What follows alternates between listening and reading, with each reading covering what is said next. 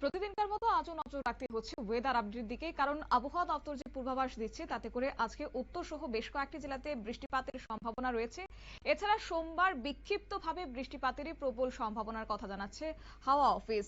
ভোর রাতে আচমকায় কয়েক পশলা বৃষ্টির সাক্ষী থাকলো শহর। বিস্তারিত জানবো, সঙ্গে যুক্ত হয়েছে প্রতিনিধি অঙ্কিতা বর্ধন। অঙ্কিতা, কি জানতে পারছো আবহাওয়া দপ্তর কোন কোন জেলার ক্ষেত্রে সতর্কবাণী দিয়েছে?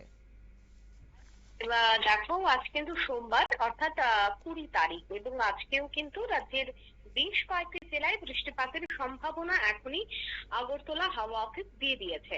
এবং আগরতলা হাওয়া অফিসের যদি আমাকে একটু পূর্বাভাসটা বলতে হয়, সেক্ষেত্রে কিন্তু সিপাহীজলা, গোমতী, সাউথ ডিস্ট্রিক্ট সহ বেশ কয়েকটি জায়গায় কিন্তু আজ বৃষ্টির জন্য হলুদ সতর্কবার্তা দিয়ে দেওয়া হয়েছে।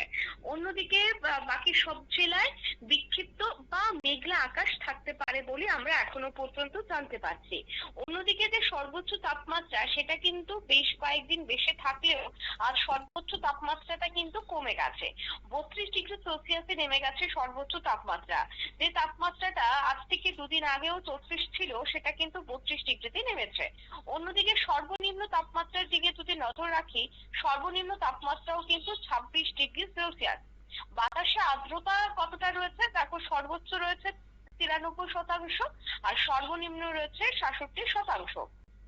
এই হচ্ছে আজকের দিনের পূর্বাভাস। এবার যদি আমাকে গোটা সপ্তাহেরটা বলতে হয়, দেখো গোটা সপ্তাহে আগামীকালের জন্য কিন্তু হেভি রেইনফল দেওয়া হয়েছে। সেটা হচ্ছে নর্থ, ঊনকোটি, সিপাহীজলা, গোমতী এবং সাউথ ডিস্ট্রিক্ট। এছাড়া ডে টু অর্থাৎ 21 তারিখের ক্ষেত্রেও কিন্তু হেভি রেইনফল দেওয়া হয়েছে। মানে বুধবার পর্যন্ত কিন্তু রাজ্যে একেবারে বৃষ্টি বজায় থাকবে। বেশ কয়েকটি জেলায় ভারী বৃষ্টি এবং বেশ কয়েকটি জেলায় বিক্ষিপ্ত বৃষ্টির কিন্তু সম্ভাবনা রয়েছে বলেই আমরা এখনো পর্যন্ত জানতে পারছি। অন্যদিকে দেখো, সামনেই রয়েছে খার্চি পুজো, এবং খার্চি পুজো পর্যন্ত বৃষ্টি থাকবে, এটাই কিন্তু স্বাভাবিক। তবে বর্তমানে দেখা যাচ্ছে যে গোটা রাজ্য জুড়েই কিন্তু বৃষ্টির পরিমাণটা ধীরে ধীরে কিন্তু কমে আসছে। লাগাতার এতদিন পর্যন্ত যে বৃষ্টিটা আমরা লক্ষ্য করতে পেরেছি, সেই বৃষ্টিটা কিন্তু এবার ধীরে ধীরে কমতে শুরু করেছে। কারণ দেখো, আবহাওয়া পরিবর্তন হচ্ছে, আর এই সময়টাতে কিন্তু জ্বর, সর্দি, কাশি সেটাও বেড়ে যাচ্ছে আবহাওয়া ঋতুর পরিবর্তনের কারণে।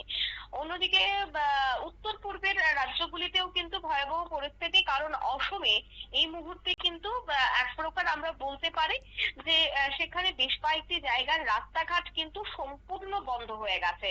সেখানে রাস্তাঘাটের বেশ কয়েকটি জায়গা ভেঙে পড়ারও সম্ভাবনা রয়েছে।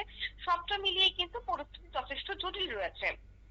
অন্যদিকে খারাপ আবহাওয়ার কারণের জন্য অমরনাথ এবং বৈষ্ণব দেবীর যে যাত্রা, তাও কিন্তু আপাতত স্থগিত করা হয়েছে।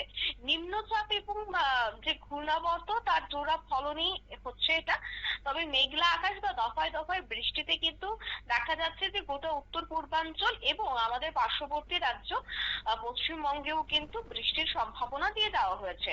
অন্যদিকে বঙ্গোপসাগর থেকে কিন্তু হু হু করে ঢুকছে জলীয় বাষ্প, আর তার জেরেই মারাত্মকভাবে সক্রিয় হয়ে উঠেছে মৌসুমী অক্ষরেখা। বিশেষ করে উত্তর ওড়িশা এবং ঝাড়খণ্ডের যে সংলগ্ন গাঙ্গেয় পশ্চিমবঙ্গের উপর একটি নিম্নচাপ, তার পাশাপাশি ঘূর্ণাবর্ত অবস্থান করায় গোটা পশ্চিমবঙ্গ জুড়েই কিন্তু একটা বৃষ্টির অনুকূল পরিস্থিতি তৈরি হয়েছে। ফলে সোমবার থেকে শুরু হওয়া এই নতুন সপ্তাহে উত্তর এবং দক্ষিণ, অন্যদিকে উত্তর পূর্বাঞ্চলের রাজ্যগুলিতেও কিন্তু বৃষ্টিপাতটা যে থাকবে বা বজায় থাকবে, হালকা বা বিক্ষিপ্ত বা মাঝারি হলেও, সেটাই কিন্তু আমরা এখনো পর্যন্ত আভাসে জানতে পারছি। শতাব্দী। ধন্যবাদ। অর্থাৎ এই মুহূর্তে আবহাওয়া দপ্তর জানাচ্ছে যে আগামী 21 জুলাই পর্যন্ত রাজ্যে বৃষ্টিপাতের একটা সম্ভাবনা থাকছে, এবং তারপর থেকে ধীরে ধীরে বৃষ্টিপাতের পরিমাণটা আরো কমে যাবে। তবে বলাই বাহুল্য যে এই মুহূর্তে বজ্রপাতের জন্য রাজ্যের ক্ষেত্রে হলুদ সতর্কবার্তা জারি করেছে। আগামী কয়েকদিন তাপমাত্রা ঊর্ধ্বমুখী থাকলেও সে অর্থে গরম অনুভূত হবে না বলে পূর্বাভাস আবহাওয়া দপ্তরের। নিয়ে নিচ্ছে ছোট্ট একটি বিজ্ঞাপন বিরতির সঙ্গে থাকুন।